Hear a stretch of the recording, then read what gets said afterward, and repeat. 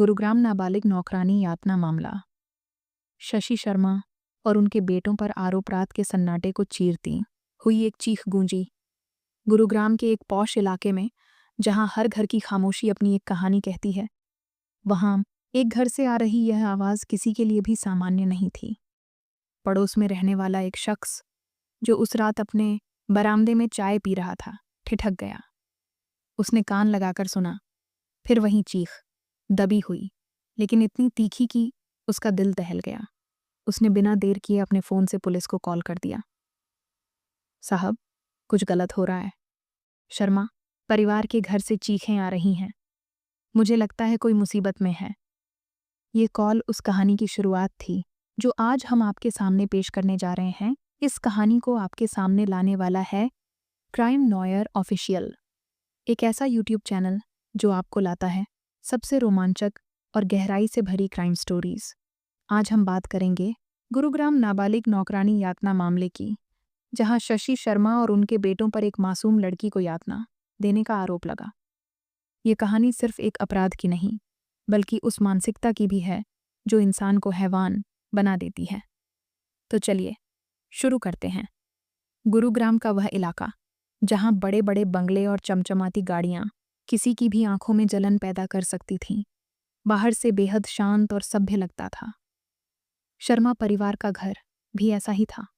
2 मंजिला बंगला, सामने एक छोटा सा गार्डन और हर शाम रोशनी से जगमगाता हुआ। लेकिन इस घर की दीवारों के पीछे जो हो रहा था, वह किसी भयानक सपने से कम नहीं था। यहाँ रहती थी मीरा, एक 14 साल की लड़की जिसकी जिंदगी उस दिन बदल गई थी जब वह बिहार के अपने छोटे से गांव से गुरुग्राम आई थी। मीरा का गांव बिहार के उन इलाकों में से एक था जहां गरीबी हर घर की मेहमान थी। उसके माता पिता खेतों में मजदूरी करते थे, लेकिन उससे घर का खर्च नहीं चलता था। एक दिन गांव में एक प्लेसमेंट एजेंसी का एजेंट आया। उसने मीरा के माता पिता से कहा, अपनी बेटी को मेरे साथ शहर भेज दो। उसे अच्छे घर में नौकरी मिलेगी, अच्छी तनख्वाह मिलेगी और आपका घर चल जाएगा। मीरा के माता पिता को यह सुनहरा मौका लगा। उन्होंने मीरा से कहा, बेटी, तुम शहर जाओ, वहां मेहनत करो और हमें कुछ पैसे भेजो। मीरा को भी लगा कि शायद यह उसकी ज़िंदगी बदलने का मौका है। उसने हामी भर दी। प्लेसमेंट एजेंसी ने मीरा को शर्मा परिवार के यहाँ भेजा। उसे बताया गया कि यह एक अच्छा परिवार है जो उसे सम्मान और देखभाल देगा। लेकिन जब मीरा उस घर में पहुंची तो उसे एहसास हुआ कि वह एक जाल में फंस गई है। शशि शर्मा, जो घर की मालकिन थी, और उसके 2 बेटे राहुल और रोहित उसे पहले दिन से ही एक नौकरानी से ज्यादा एक गुलाम की तरह देखने लगे। मीरा की जिंदगी सुबह 4 बजे शुरू होती थी। उसे पूरा घर साफ करना पड़ता था, नाश्ता बनाना पड़ता था, कपड़े धोने पड़ते थे और रात को बर्तन साफ करने के बाद ही उसे सोने की इजाज़त मिलती थी। उसे खाने के लिए सिर्फ बचा हुआ खाना दिया जाता था, कभी सूखी रोटी, कभी बासी सब्जी। उसे सोने के लिए एक छोटी सी कोठरी दी गई थी, जहां न खिड़की थी न हवा, और सिर्फ एक पतला सा गद्दा था। शुरुआत में मीरा ने सोचा कि वह यह सब सह लेगी। उसे अपने माता पिता की याद आती थी, लेकिन वह उनके लिए कुछ करना चाहती थी। लेकिन जल्द ही शशि शर्मा और उसके बेटों का असली चेहरा सामने आया। अगर मीरा से कोई छोटी सी गलती हो जाती तो उसे सज़ा मिलती थी। कभी उसे बेल्ट से मारा जाता, कभी रॉड से। राहुल और रोहित उसे ताने मारते थे, तू यहाँ हमारी गुलाम है, जो कहें वो कर, वरना तेरे घर वालों को बता देंगे कि तू भाग गई। शशि शर्मा भी पीछे नहीं रहती थी। वह मीरा को बालों से पकड़कर घसीटती थी और चिल्लाती थी, तूने मेरे घर में पैर रखा है, अब तेरी मर्जी नहीं चलेगी। एक दिन जब मीरा ने गलती से एक कांच का गिलास तोड़ दिया तो शशि शर्मा का गुस्सा 7वें आसमान पर पहुंच गया। उसने मीरा को कोठरी में बंद कर दिया और अपने बेटों को बुलाया। इस लड़की को सबक सिखाओ, उसने कहा। राहुल और रोहित ने मिलकर मीरा को इतना मारा कि उसकी पीठ पर लाल निशान पड़ गए। उन्होंने उसे अपमानित किया, उस पर पानी डाला और फिर उसे उसी कोठरी में बंद कर दिया। मीरा चीखती रही, रोती रही, लेकिन उसकी आवाज़ बाहर नहीं पहुंचती थी। शशि शर्मा ने यह सुनिश्चित किया था कि मीरा कभी भाग न सके। उसने मीरा का फ़ोन छीन लिया था जो उसे एजेंसी ने दिया था। उसे धमकी दी गई थी कि अगर उसने किसी से मदद मांगी तो उसके माता पिता को मार दिया जाएगा। मीरा डर के मारे चुप रहती थी, लेकिन उसका मन हर पल टूट रहा था। उसे लगता था कि वह इस नर्क से कभी नहीं निकल पाएगी। लेकिन एक रात जब राहुल ने उसे फिर से पीटा तो उसकी चीखें इतनी तेज थीं कि पड़ोस में रहने वाले एक शख्स ने सुन लिया। उसने पुलिस को फ़ोन किया और वह कॉल इस कहानी का टर्निंग पॉइंट बन गई। पुलिस जब शर्मा परिवार के घर पहुंची तो शशि शर्मा ने बड़े आराम से दरवाज़ा खोला। क्या बात है साहब? उसने पूछा। पुलिस ने कहा, हमें शिकायत मिली है कि आपके घर में एक नाबालिग लड़की को प्रताड़ित किया जा रहा है। हमें उससे मिलना है। शशि शर्मा ने हंसते हुए कहा, यह तो कोई गलतफहमी है। हमारे यहाँ कोई नाबालिग नहीं है। हमारी नौकरानी तो बड़ी है और वह खुशी से काम करती है। पुलिस को उसकी बातों पर भरोसा नहीं हुआ। उन्होंने घर की तलाशी लेने की मांग की। शशि शर्मा ने बहुत कोशिश की कि पुलिस को रोका जाए, लेकिन आखिरकार उन्हें अंदर आने देना पड़ा। पुलिस ने कोठरी का ताला खोला और मीरा को पाया। उसकी हालत देखकर सबके होश उड़ गए। उसका चेहरा सूजा हुआ था। उसकी पीठ पर चोट के निशान थे और वह इतनी कमज़ोर थी कि ठीक से खड़ी भी नहीं हो पा रही थी। पुलिस ने उसे तुरंत अस्पताल पहुंचाया और शशि शर्मा, राहुल और रोहित को हिरासत में ले लिया। जांच शुरू हुई।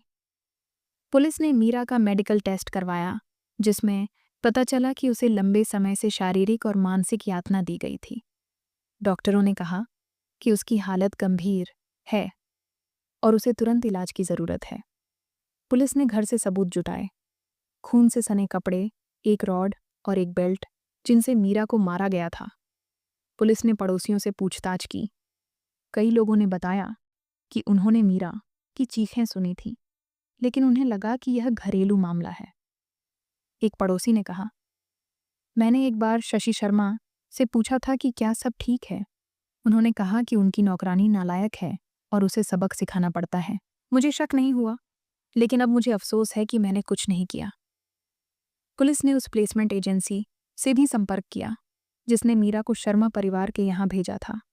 एजेंसी के मालिक ने कहा कि उन्हें नहीं पता था कि मीरा के साथ ऐसा हो रहा है, लेकिन जब पुलिस ने गहराई से जांच की तो एक चौंकाने वाला खुलासा हुआ। ये एजेंसी एक बड़े मानव तस्करी रैकेट का हिस्सा थी, जो नाबालिग बच्चों को शहरों में नौकरानी के रूप में भेजता था और उन्हें गुलामों की तरह रखता था। पुलिस ने एजेंसी के खिलाफ भी कार्रवाई शुरू कर दी। शशि शर्मा और उसके बेटों से पूछताछ में उन्होंने सारे आरोपों से इनकार किया। शशि शर्मा ने कहा, यह लड़की झूठ बोल रही है। उसने खुद को चोट पहुंचाई है ताकि हमें फंसा सके। वह चोर है और उसने हमारे घर से पैसे चुराए हैं। राहुल और रोहित ने भी यही बात दोहराई, लेकिन पुलिस को उनकी बातों पर यकीन नहीं हुआ। मीरा का बयान इतना सच्चा और विस्तृत था कि उसकी बातों को नकारना मुश्किल था। जांच में यह भी पता चला कि शशि शर्मा के पति की कुछ साल पहले मृत्यु हो गई थी। वो एक बड़े बिजनेसमैन थे और उनकी मृत्यु के बाद शशि शर्मा को अपने बेटों की परवरिश अकेले करनी पड़ी। राहुल और रोहित बहुत लापरवाह और क्रूर थे। वे अपने पिता की संपत्ति को बर्बाद कर रहे थे और शशि शर्मा उन पर नियंत्रण नहीं रख पा रही थी। शायद इसी हताशा में उसने मीरा पर अपना गुस्सा निकाला, लेकिन यह कोई बहाना नहीं था। मीरा एक मासूम बच्ची थी जिसे इस तरह की यातना सहने की कोई वजह नहीं थी। मामला अदालत में पहुंचा। अभियोजन पक्ष ने मीरा की गवाही, मेडिकल रिपोर्ट्स और अन्य सबूत पेश किए। बचाव पक्ष ने कोशिश की कि मीरा को झूठा साबित किया जाए, लेकिन उनके पास कोई ठोस सबूत नहीं था। जज ने सारे तर्क सुने और फैसला सुनाया। शशि शर्मा और उसके दोनों बेटों को बाल श्रम, शारीरिक यातना और अवैध रूप से कैद करने के आरोप में दोषी पाया गया। उन्हें 10 साल की सश्रम कारावास की सजा सुनाई गई। प्लेसमेंट एजेंसी के मालिक को भी मानव तस्करी के आरोप में सजा हुई। मीरा को अस्पताल से पुनर्वास केंद्र भेजा गया, जहां उसे मानसिक और शारीरिक रूप से ठीक होने में मदद की गई।